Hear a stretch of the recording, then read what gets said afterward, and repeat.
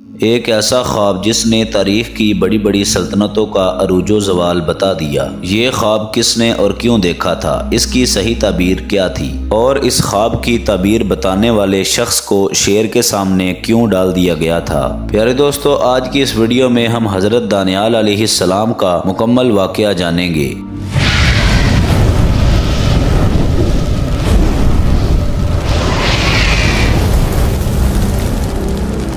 بسم اللہ الرحمن الرحیم۔ السلام علیکم ورحمۃ اللہ وبرکاتہ۔ پیارے دوستو، حضرت دانیال علیہ السلام اللہ تبارک و تعالیٰ کے برگزیدہ پیغمبر تھے جو کہ بنی اسرائیل کے زوال کے آخری دور میں پیدا ہوئے۔ آپ علیہ السلام 457 قبل مسیح میں بیت المقدس میں پیدا ہوئے تھے۔ دانیال کا لغوی معنی ہے کہ خدا میرا منفذ ہے۔ حضرت دانیال علیہ السلام کے والدین کے متعلق عہد نامہ قدیم اور جدید دونوں میں کوئی معلومات موجود نہیں ہے، لیکن بعض محققین نے لکھا ہے کہ آپ یہودا کی نسل سے تھے جو کہ بنی اسرائیل کا ایک اعلیٰ مرتبے والا خاندان تھا۔ پیارے دوستو، جب حضرت دانیال علیہ السلام جوان ہوئے تو یہ بنی اسرائیل کا بدترین زمانہ تھا۔ لوگ بدعمالیوں، ظلم، زناکاری اور طرح طرح کے گناہوں میں ملوث تھے اور اللہ تبارک و تعالیٰ کے نافرمان بن چکے تھے، لہٰذا اللہ تبارک و تعالیٰ کا عذاب بنی اسرائیل کے اوپر بخت نصر بادشاہ کی شکل میں نازل ہوا۔ پیارے دوستو، بادشاہ بخت نصر اس وقت بابل کا ایک ظالم بادشاہ تھا۔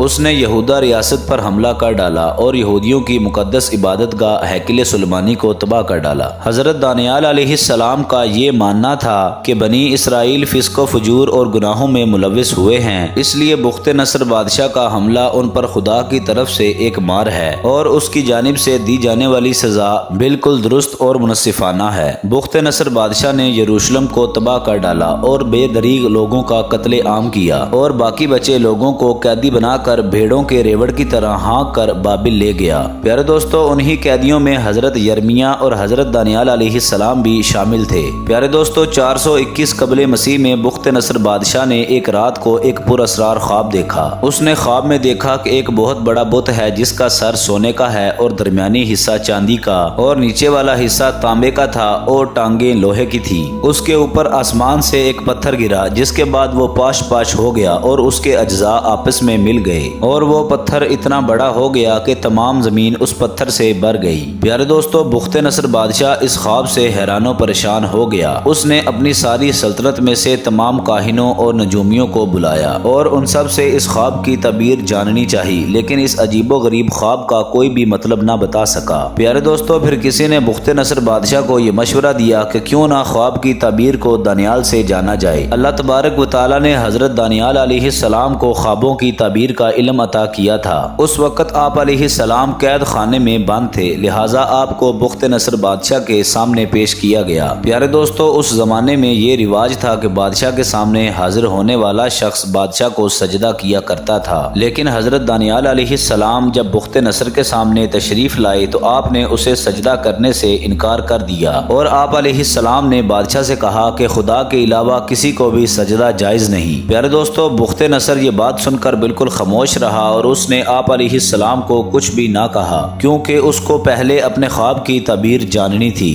جب اس نے حضرت دانیال علیہ السلام کو اپنا خواب بتایا تو آپ علیہ السلام نے اس کی تعبیر میں یہ فرمایا کہ تو نے اس بت میں جو سونے کا سر دیکھا ہے وہ اصل میں تو ہی ہے، اور تیرے بعد ایک اور سلطنت پیدا ہوگی جو تجھ سے چھوٹی ہوگی، اور اس کے بعد ایک اور حکومت پیدا ہوگی جو کہ تانبے کی طرح پوری دنیا میں حکومت کرے گی، اور اس کے بعد ایک اور حکومت پیدا ہوگی جو کہ لوہے کی طرح مضبوط ہوگی، اور آخری سلطنت ایک پیدا ہوگی جو کہ تو نے دیکھا کہ اس بت کے پاؤں اور ہاتھوں کی انگلیاں کچھ تو کمہار کی مٹی کی اور کچھ لوہے کی تھی، سو اس سلطنت میں تفرقہ بازی ہوگی، اور ان بادشاہوں کے ایام میں آسمان کا خدا ایک سلطنت برپا کرے گا جو کہ ہمیشہ قائم رہے گی اور اس کی حکومت کبھی بھی کسی دوسری سلطنت کے حوالے نہیں کی جائے گی۔ پیارے دوستو، پھر حضرت دانیال علیہ السلام نے بخت نصر سے فرمایا کہ جلد ہی تیری حکومت ختم ہو جائے گی اور دوسری اقوام یعنی فارس، رومی اور یونانی غالب آ جائیں گے۔ پیارے دوستو، حضرت دانیال علیہ السلام کی یہ قابلیت دیکھ کر بادشاہ بخت نصر نے ان کو اپنے دربار میں نوکری بخشی۔ بادشاہ حضرت دانیال علیہ السلام کی عقل مندی اور ذہانت سے متاثر ہو گیا۔ پیارے دوستو، دوستو صحیفہ دانیال کے مطابق حضرت دانیال علیہ السلام جوان اور خوبصورت آدمی تھے اور ہر چیز سیکھنے کی صلاحیت رکھتے تھے۔ ان کی سمجھ بوجھ اور حکمت کی وجہ سے ان کو دربار میں جگہ مل گئی، اور جب بھی بادشاہ بخت نصر کوئی سوال کرتا تو حضرت دانیال علیہ السلام دربار کے تمام کاہنوں اور نجومیوں سے زیادہ پر اثر اور دلیل والا جواب دیتے تھے۔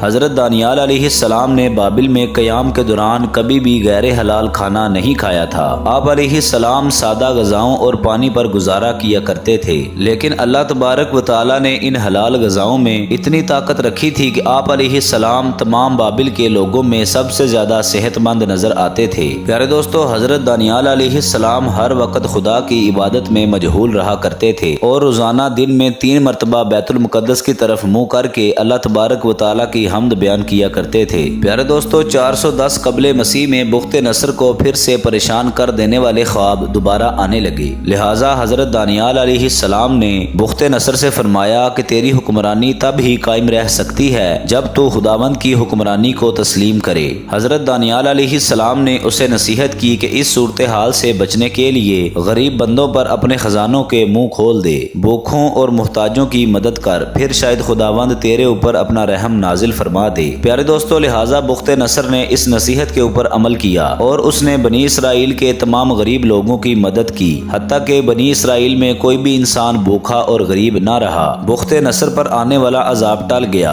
اور ملک کے حالات بہتر ہو گئے۔ پیارے دوستو، 397 قبل مسیح میں بخت نصر بادشاہ کی موت ہو گئی۔ مورخین نے لکھا ہے کہ حضرت دانیال علیہ السلام کی مثال حضرت یوسف علیہ السلام کی طرح ہے۔ آپ علیہ السلام حضرت یوسف کی طرح قیدی بنا کر دوسرے ملک میں لائے گئے اور دونوں کو ہی خواب کی تعبیر کا علم عطا کیا گیا تھا۔ اگر یوسف علیہ السلام نہ ہوتے تو پورا مصر تباہ ہو جاتا، اسی طرح اگر حضرت دانیال علیہ السلام نہ ہوتے تو پورا بابل تباہ ہو چکا ہوتا۔ پیارے دوستو، بخت نصر کی موت کے بعد اس کا بیٹا بالشازار بادشاہ بنا۔ یہ بہت ہی نالائق اور عیاش پرست بادشاہ تھا۔ دوسرے وزیر جو کہ حضرت دانیال علیہ السلام کے بڑے عہدے کی وجہ سے ان سے حسد کیا کرتے تھے، انہوں نے بادشاہ کو حضرت دانیال علیہ السلام کے خلاف بھڑکانا شروع کر دیا اور انہوں نے کہا کہ دانیال نہ ہی آپ کو سجدہ کرتا ہے اور نہ ہی بابل کی سلطنت کا خیر خواہ ہے، وہ تو یہ کہتا ہے کہ جلد ہی بابل کی سلطنت کا خاتمہ ہو جائے گا اور اس کے خدا کی سلطنت قائم ہوگی۔ پیارے دوستو، لہٰذا بادشاہ نے ان وزیروں کی باتوں میں آ کر حضرت دانیال علیہ السلام کو قید خانے میں شیروں کے آگے ڈال دیا۔ حضرت دانیال علیہ السلام نے جب شیروں کے آگے خود کو بے بس پایا تو آپ علیہ السلام نے یہ پکار لگائی کہ اے اللہ رب العزت، میں تیری مدد مانگتا ہوں جس کے آگے یہ شیر بھی سر جھکا دیتے ہیں۔ پیارے دوستو، اللہ رب العزت کی قدرت کے ساتھ شیروں نے حضرت دانیال علیہ السلام کو کوئی بھی نقصان نہیں پہنچایا، اور بعض روایتوں کے مطابق اس وقت قید خانے میں حضرت جبرائیل علیہ السلام نازل ہو گئے اور شیر حضرت جبرائیل علیہ السلام کو دیکھ کر سہم گئے۔ صبح ہوئی تو لوگوں نے قید خانے کو کھول کر اس کے اندر جھانکا تو لوگوں نے دیکھا کہ حضرت دانیال اندر صحیح سلامت موجود ہیں اور شیر ایک کنارے پر بیٹھے آرام کر رہے ہیں۔ پیارے دوستو، پھر لوگ سمجھ گئے کہ آپ ایک نیک اور برگزیدہ انسان ہیں، لیکن اب وقت گزر چکا تھا اور خدا تعالیٰ کا عذاب اب قریب تھا۔ پیارے دوستو، بابل پر فارس کے بادشاہ سائرس نے حملہ کر دیا اور بخت نصر خاندان کی حکومت کا خاتمہ ہو گیا۔ اس بادشاہ نے حضرت دانیال علیہ السلام کو قید خانے سے آزاد کروایا اور انتہائی ادب و احترام کے ساتھ اپنے دربار میں وزیر مقرر کر دیا۔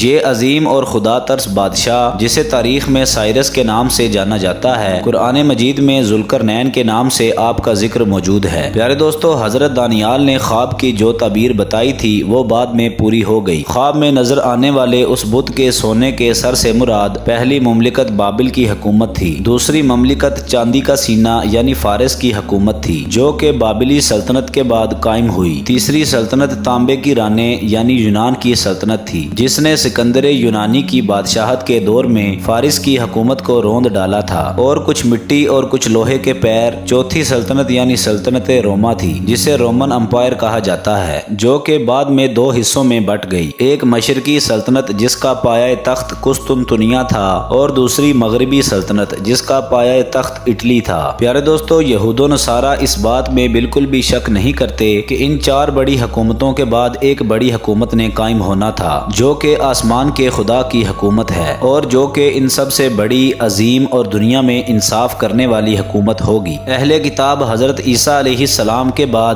بڑی بے دردی سے اس خدائی سلطنت کا انتظار کر رہے تھے۔ وہ یقینی طور پر جانتے تھے کہ یہ سلطنت آخری نبی حضور صلی اللہ علیہ وسلم کے ہاتھوں پر قائم ہوگی، جسے وہ ارکون یعنی امن کا بادشاہ کہتے تھے۔ پیارے دوستو، پھر آخر کار عرب کی سرزمین پر نبی کریم صلی اللہ علیہ وسلم کی بعثت ہوئی اور خدائی سلطنت قائم ہو گئی۔ تمام بت پرست تہذیبوں کو حضور صلی اللہ علیہ وسلم کے پاؤں کے نیچے رون دیا گیا اور اسلام اس زمین میں ہر سمت بڑھتا چلا گیا۔ پیارے دوستو، لیکن اس پانچویں سلطنت کی تفسیر پر اہل کتاب نے اختلاف کیا اور اس کی تعویل کر ڈالی، کیونکہ اسے قائم کرنے والے نبی بنی اسرائیل میں نہیں بلکہ بنی اسماعیل میں آ گئے۔ پیارے دوستو، بہرحال حضرت دانیال علیہ السلام کی تعبیر کے مطابق دنیا کی پانچویں اور آخری بڑی سلطنت تا قیامت قائم رہے گی، جس کی تجدید امام زمانہ حضرت مہدی علیہ السلام کے ہاتھوں ہوگی۔ پیارے دوستو، اگر آپ کو ویڈیو پسند آئی ہو، ویڈیو کو لائک کر دیں، چینل کو سبسکرائب کر دیں، بیل آئیکن کو کلک کر دیں تاکہ ہماری نئی آنے والی مزید اچھی ویڈیوز باقاعدگی کے ساتھ آپ تک پہنچ سکیں۔ اپنا خیال رکھیے گا۔ اللہ حافظ۔